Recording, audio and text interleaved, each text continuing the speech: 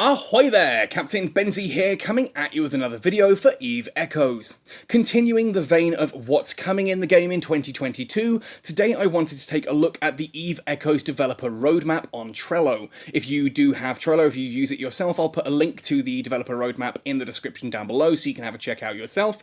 I also need to give a humongous thank you and shout out to PM Blue, who has written up a Discord bot that actually alerted me that the Trello has been updated. I got a whole string of messages straight to my DMs yesterday from his bot telling me each of these cards had been added, and that's what inspired this video today.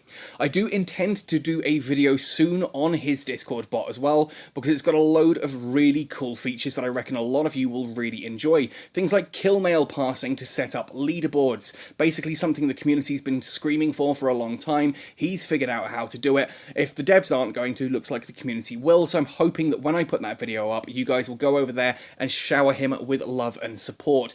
Do make sure you're subscribed to this channel so that you get a notification when that particular video goes live. Otherwise, folks, hit like, stay tuned for all things Eve Echoes, and if you want to go the extra mile to help support this channel, do so by finding me on Patreon or our Redbubble merchandise store. Both are also linked in the description down below. Anyway, that said and done, let's jump into the Eve Echoes developer roadmap and see what's changed, what's still on there. Now, I don't want to spend too much time looking at, like, the past here, but we can see what was supposed to happen in these months and see what actually did happen. So, October 2021, capital ship modules and skills, dreadnoughts, capital ship jump drive sinusoidal fields, that all was added and worked. In November, tactical overlay was actually December by the time I got it because of Android. Interstellar Bazaar and capital ship nanocores, those were all added. The anomaly detection array, the base detection array, the Dolstar treasure trove, new item gravitational wave graph, and the Yule festival were all added in December. A special note for me was the Dolstar treasure trove and the new item gravitational wave graph. Those are both really exciting new features that are exclusive to Eve Echoes Exploration, which I really like. But let's have a look then going forward. So the first month that we have here is January-February 2022. They've rolled both months together because obviously we're halfway through one of them, and Chinese New Year falls in on this as well, which means the developers will have some time off in the middle of this to celebrate Chinese New Year. Makes complete sense. Anyway, let's have a look at what they're adding. So, new skin, Prayer. We've kind of seen this already. This is live in the game currently as of the events that went live yesterday. A new faction war games mode, the DIR Reflection. This, I believe, is the 3v3 where you can use your own fittings. You kind of pick the ship, you put the fittings on it, the game then copies that and generates it into the arena, so you don't lose your own ship when you sign up for that, which is pretty cool.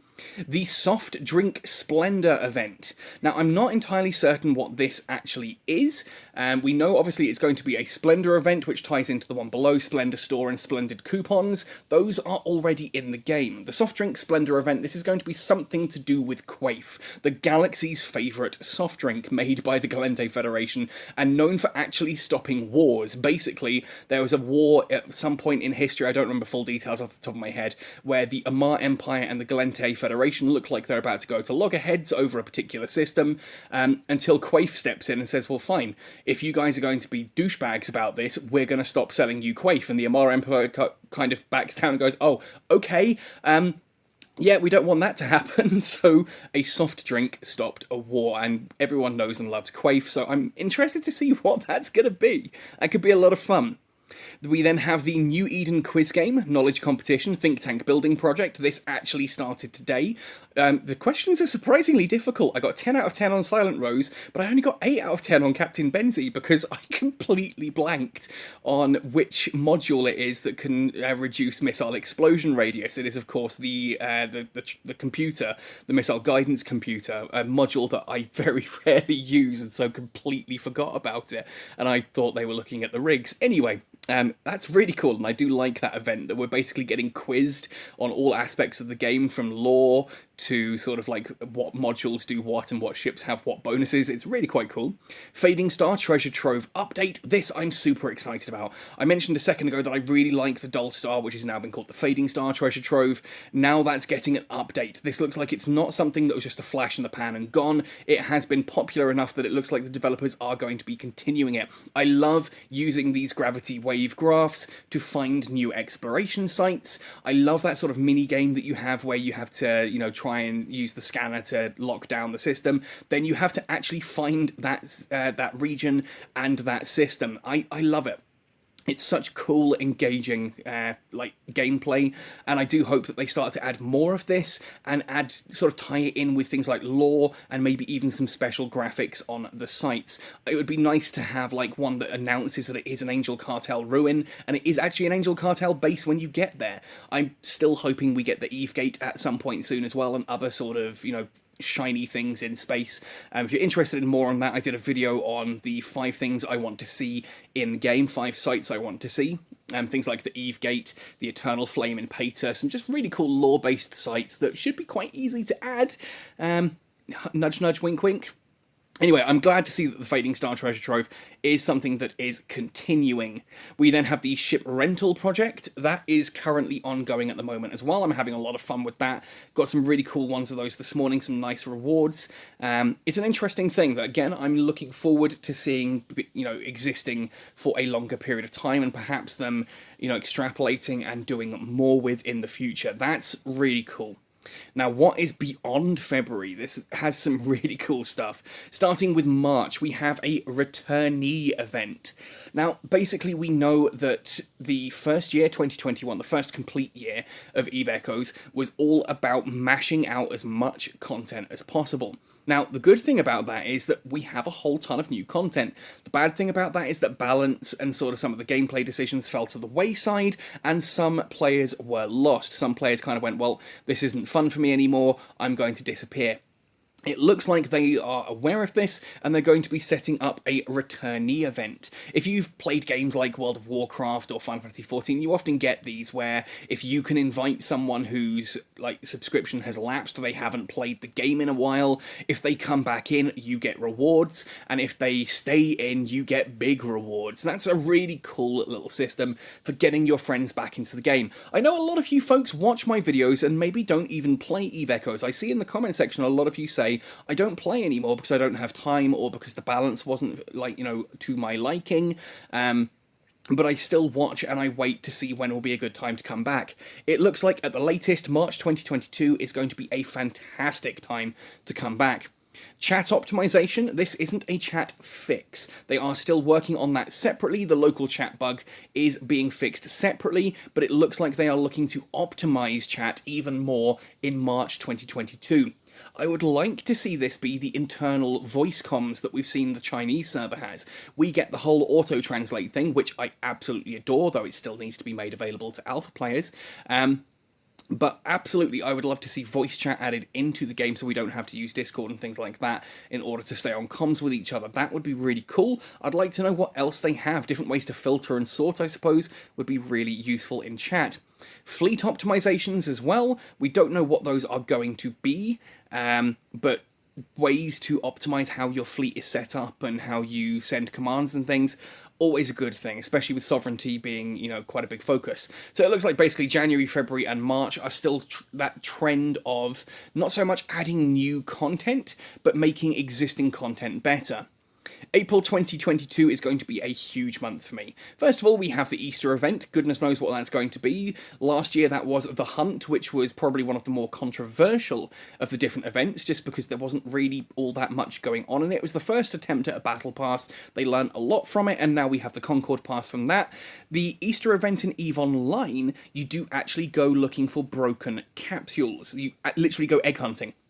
And there's all kinds of different ways you can earn these eggs through different gameplay. And I'd like to see Eve Echoes do something like that. Obviously, an Easter egg hunt is a particular, it's a themed kind of thing anyway, but EVE Online has made it its own New Eden Eve-themed thing, and I love that. Then we have the balance update. Now, the two things I can tell you about the balance update that we know is that this is going to resolve, and I quote, the fact that interceptors are too varied and destroyers are not in a good place, basically. Okay, so I say I quote, I'm paraphrasing. It's going to focus on destroyers and interceptors for quite a bit. I've said before, I've done many videos on this, so I'm not going to dwell on it. Check out my video on small ship balance for more on this. But basically, that balance update needs to nerf interceptors quite heavily, but at the same time, it needs to buff other frigates too. Basically, if you are going to say that interceptors do too much, they shouldn't be as combat orientated as they are, they shouldn't be as good at hauling as they are, then you need to make sure that the alternatives, the covert ops and exploration frigates, are better at hauling, and that the like the combat ships, for example, like the assault frigates, need to be better at what they do. Those need buffs to compensate. The idea is to get people out of interceptors into other frigates as well. I would also love to see things like the Crucifier, the Vigil, the Maulus, and the Griffin get some buffs there, and to have E-War frigates actually be a usable thing. But yeah, I think there's a lot of cool stuff that is going to be coming there. I'm excited to see what they do for destroyers and for interceptors and other frigates. I have been conversing with the developers a lot on this, putting forward my ideas, listening to their responses, and we sort of bashed out some really cool theories and concepts that I hope might see the light of day in April. It means I'll have a lot of new destroyer and frigate pilot manifesto videos to go over, talking about those changes and how those ships now fly, and are they still viable, or are they even more viable? Moving then on into May 2022, there's some really interesting stuff here. I'm going to start with this player-to-player corp missions. This looks like the ability for corporations to actually set missions, perhaps, for players then to complete for rewards. Basically, if you've got a corporation that has a massive wallet, it looks like you can actually set up like your own missions and that maybe for players to complete and hand in order to get some of that juicy moolah. That's pretty cool if that's the case, but either way, I don't know what this is. Player-to-player corp missions. Corporation missions, maybe, things that you as a corporation have to achieve, and the corporation gets a massive goal. Like, oh, I don't know, just off the top of my head in the most boring way possible. If you can kill 5,000 rats as combined as a corporation, then they add 1 billion ISK to your wallet or something crazy like that. I don't know. Just spitballing your some ideas there. Let me know your thoughts in the comment section below. Then we have some really cool but also really worrying stuff. I'm going to jump to the bottom one first of all. New industrial modules, the mobile tractor unit, the mining foreman burst, industrial modules, which is a very wide catch-all term, and capital miners. Then we have the new industrial ships, the Rorqual, the Orca, and the Noctis. Now, we've talked about the Orca in the past. This is a mining vessel, or rather, it's technically a hauling vessel, but it has mining foreman links, which are basically command bursts, but for mining. So rather than making your shield or armor or agility better, like with the shield armor and skirmish command burst modules, the mining foreman modules, mining foreman bursts, will be things like how fast your miners cycle, the amount of ore that they produce, that kind of thing. So it's a great way to increase the amount of ore that you are going to be harvesting. That, unfortunately, is still a big downside at the moment because we do not have any meaningful ore sinks in the game, and that is just going to accelerate a race to the bottom unless somewhere else in here, perhaps in the balance update, we're getting some big changes to how ore is going to be used in blueprints, etc. Now, ultimately, I am excited to see the Rorqual, the Orca, and the Noctis there, and we'll talk about the other two in just a second, as long as we get some meaningful adjustments to mining. Otherwise, that could really cause mass deterioration very, very quickly, making it impossible for new or solo miners to do their thing, because how do you compete with a fleet of Covetor 2s, with a Rorqual and an Orca doing their thing as well? Now, the Rorqual is a capital mining ship. Think of like your freighters or your carriers or your dreadnoughts, but put mining lasers on it instead. Now, it also has, I think it's called the panic button, and I cannot for the life of me remember what it all stands for, but it does actually have an in-game acronym, which is pretty cool. It's like a Nexus-induced core or something for the NIC.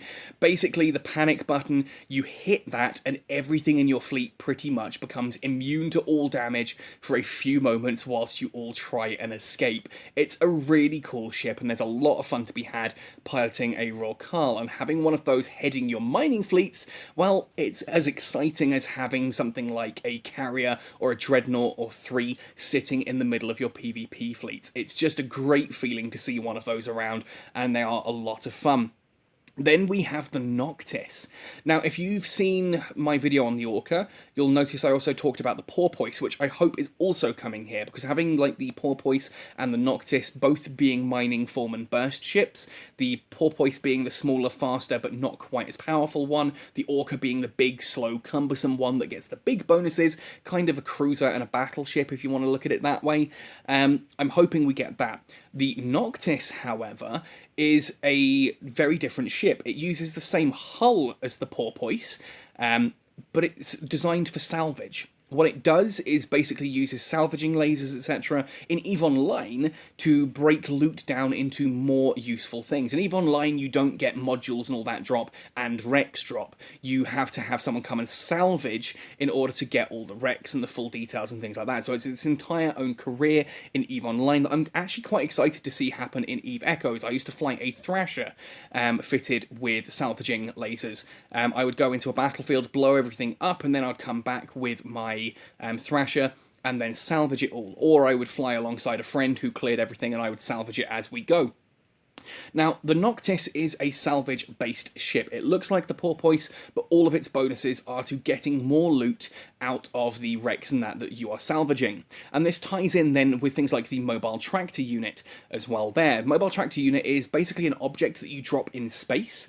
It takes about 10 seconds for it to deploy. Once it's deployed, it starts pulling in all wrecks and debris within, I think, a 125-kilometer radius, and brings it all in to the Mobile Tractor Unit, where all of that loot is then collected into one box. So you can kind of deploy this and start shooting at everything else, and then when the wrecks appear, the Mobile Tractor Unit pulls them all in together, loots them for you, and then you just loot the Mobile Tractor Unit and pick up everything all in one go. And if that sounds cool, it really, really is. It's the kind of thing I quite enjoyed in EVE Online, dropping those and just going crazy, looting everything.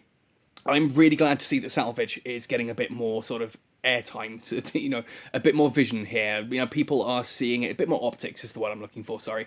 That people are talking about it a bit more, getting excited for it, and yeah, it's a cool little way of making money that doesn't require necessarily you to be piloting a combat vessel. And if you aim this at lower tier players, it means that when we're all out doing our like Dead Spaces and Capital fleets, you can bring someone who's like tier 5, tier 6, tier 7 along in their salvage ship, and they can just be looting it all for you and getting bonuses for all of that. You don't have to worry that their firepower's not up to scratch or whatever, if that's how you want to play the game. You can get them to do all that as well, and I just love that. I like the fact that the game is diversifying from straight up, oh, it's mining and shipbuilding, or it's blowing stuff up. With getting exploration being developed and fleshed out, we're now getting salvaging being added as well, and that's really cool. I love to see that. I like the industrial jobs that actually have you undocking a bit more. I could never be a shipbuilder without the mining side of things, and even then, mining's a bit too... I don't know, I like to chill in a mining fleet from time to time and just talk to people, but still it gets a bit dull for me personally. I like to be flying around and moving, so exploration has always been good, ratting is something I enjoy, salvaging kind of ticks that exploration box, but in sort of a fleet-based version as well, and I love that. Anyway, that's all we've got so far, up to May 2022. A lot of really exciting stuff there, some new ships coming. That balance update is the big thing that I'm looking forward to. I'm super hype about where the game is going to be going in 2022. I would love you to tell me what you're most excited about in the comment section down below. Make sure, again, of course, talking about things that you enjoy, you come to join the Catskull Discord. The link is in the description down below. Come click on that. Every week I'm doing a giveaway where 3 people will win a month of Combo Omega each. Just by this week's topic is just by telling me what you enjoy most about EVE Echoes, and in future weeks we'll have different topics, different screenshots, all kinds of crazy stuff you can get involved in to win a month of Combo Omega. My little way of giving back to the community that supports me, so thank you so much for your support. Thank you for watching this video right the way to the end. I look forward to reading through all your opinions in the comment section. Otherwise, happy sailing, and see you in New Eden.